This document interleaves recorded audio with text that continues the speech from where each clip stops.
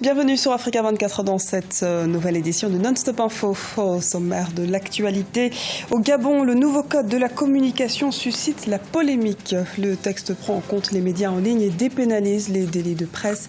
Plusieurs médias s'inquiètent d'une réduction de la liberté des journalistes. En 2016, la Banque de développement des États de l'Afrique centrale a été plus que jamais sollicitée par les membres de la CEMAC.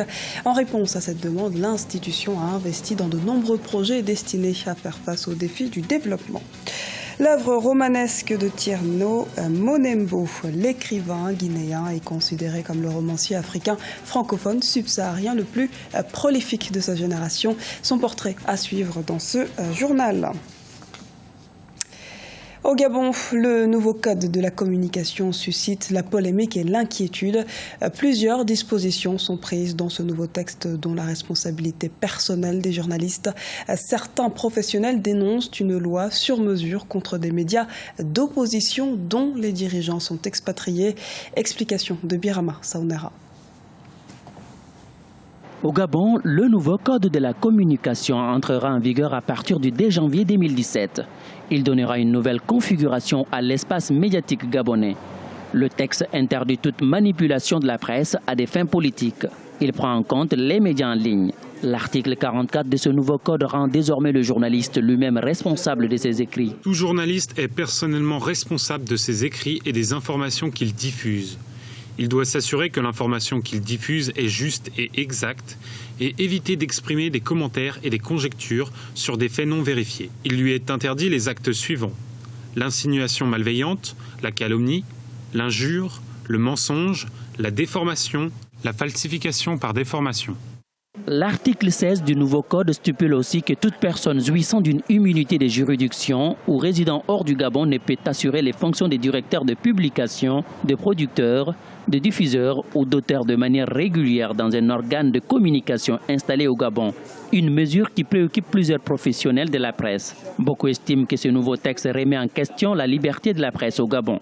Je pense que s'il y a un point d'honneur à ce nouveau code-là, c'est la reconnaissance de la presse en ligne qui est désormais intégrée dans le nouveau code. Par ailleurs, le point qui pourrait gêner un peu, c'est notamment l'utilisation de pseudonymes-là par les journalistes qui devraient impérativement être déposés au Conseil national de la communication et reconnus par cette institution. Si on a parlé de cet article qui est relatif à la responsabilité du journaliste qui désormais, lorsqu'il est responsable de publication, devrait résider sur le territoire national, c'est une sorte de restriction, je pense. Rappelons que le nouveau code a été adopté en juin 2016 par le Parlement. Selon le gouvernement, les responsables des médias ont jusqu'au 2 janvier 2017 pour se conformer aux nouvelles dispositions du code de la communication. La Banque de développement des États de l'Afrique centrale a accordé 121 milliards de francs CFA à 3 projets en 2016. Ces projets devraient contribuer non seulement à la création d'emplois, mais aussi à la facilitation de l'intégration entre les États de la CEMAC. Reportage de Deva Panzo, notre correspondant au Congo-Brazzaville. 121 milliards de francs CFA, c'est le volume total des financements accordés en 2016 par la Banque de développement des États de l'Afrique centrale, essentiellement sur 3 projets. Ces projets sont relatifs au domaine des routes, de l'hydroélectrique, mais aussi des financements destinés aux promoteurs privés de la CEMAC. La BDEAC espère que ces projets vont créer des emplois au niveau de la communauté. C'est essentiellement des projets qui ont ce potentiel de création d'emplois, de richesses, et qui permettent également à la fois l'intégration dans l'espace CEMAC. La Banque de développement des États de l'Afrique centrale a dans son portefeuille de projets 175 projets qui totalisent 973 milliards de financement. Le domaine du développement est très vaste et la BDEAC a encore plusieurs défis à relever. Par ailleurs, la banque a financé une proportion importante des routes inter-États dans l'espace CEMAC, infrastructure considérée comme facteur de développement. C'est le cas du projet d'aménagement et du bitumage de la route Kelopala au Tchad. Le développement de la route, c'est un facteur extrêmement important pour les échanges commerciaux, pour la création également d'emplois, Et donc, c'est un facteur qui va accélérer le développement économique de nos États. Nous sommes en cofinancement par endroit avec des bailleurs comme la BAD, la Banque mondiale et bien d'autres bailleurs, suivant les pays dans lesquels nous avons un portefeuille qui comprend le financement des routes. La Banque de développement des États de l'Afrique centrale détient dans son portefeuille plusieurs projets de construction des barrages hydroélectriques. C'est le cas de Lampaga au Cameroun et Impératrice au Gabon. Elle compte ainsi sur le soutien des États membres de la CEMAC pour l'atteinte de ses objectifs. Comment l'Afrique peut-elle exploiter les technologies de l'information et de la communication pour améliorer son économie? Selon de nombreux experts, le secteur des TIC regorge d'énormes potentialités et peut être un levier de développement pour les États africains. Les précisions de Mariam Adramé. Placés sur le thème « Travailler ensemble pour réussir ensemble », les travaux du Forum africain d'investissement et d'affaires se sont poursuivis ce dimanche 4 décembre à Alger. Avec près de 75% de sa population qui ne peut pas accéder à Internet, l'Afrique est le continent qui est le moins connecté au monde.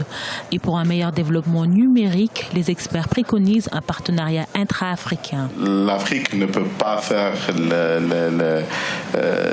passer le fait qu'il faut qu'ils collaborent, que tous les pays africains puissent collaborer pour une stratégie globale des ICT, parce que de toute façon, chacun tout seul ne pourra pas le faire, et répondre aux besoins à la globalisation ne pourra se faire qu'en regardant l'Afrique comme étant un tout pour avoir la force de présence sur le plan international. Le développement des infrastructures du numérique a un impact direct sur la croissance économique. Le continent pourrait s'inspirer du modèle algérien pour une meilleure croissance de l'économie numérique africaine. L'Algérie a son propre modèle qui peut être un élément à suivre, peut-être à d'autres pays africains, où il y a des réseaux primaires, des réseaux relativement importants, mais également des réseaux alternatifs. On sait aujourd'hui que les gouvernements ont initié beaucoup de projets structurants, d'accord, parmi lesquels on peut citer le PICI, qui est ce Presidential Infrastructure Champions Initiative, dans le cadre du NEPAD. Ces 15 dernières années, le secteur des technologies de l'information et de la communication a connu un développement fulgurant avec un taux moyen de pénétration mobile de 79%. Toutefois, le fossé entre l'Afrique et le reste du monde reste important. En Guinée, Tierno Monenembo, dont les livres sont inscrits au programme d'enseignement dans les classes de lycée, a sorti son nouveau roman dénommé Bled. L'ouvrage retrace l'histoire de l'Algérie aspirant à l'indépendance à travers le regard d'une jeune femme. Reportage de notre correspondant en Guinée, Emmanuel Milimono. Né le 21 juillet 1947 à Port-Edakan en Guinée, Tierno Monenembo, de son vrai nom Tierno Seydou Diallo, est l'un des rares écrivains post-coloniaux encore actifs dans le pays. Sa plume engagée dès les premières années des indépendances a marqué les lecteurs à travers l'analyse simple, profonde et réaliste qu'il fait de la gouvernance des premiers dirigeants de l'Afrique en général et de la Guinée en particulier. Nos dirigeants sont de plus en plus difficiles à comprendre, aussi bien dans leurs projets que dans leurs discours, dans leurs méthodes. Ils sont de plus en plus, comment appeler ça, petits d'esprit. Les grandes figures d'avant, à la limite, avaient une vision. Nkrumah avait, par exemple, le rêve d'une Afrique unie. Il n'y en a plus. Ce sont devenus de tout petits dirigeants. Nous sommes dans le quotidien, nous sommes dans la débrouille. Les circonstances politiques des premières années post-coloniales, marquées par la dictature du président Ahmed Sékou Touré, l'ont poussé à s'exiler en 1969. Il a vécu successivement au Sénégal et en Côte d'Ivoire, avant de rejoindre la France en 1973 pour poursuivre ses études.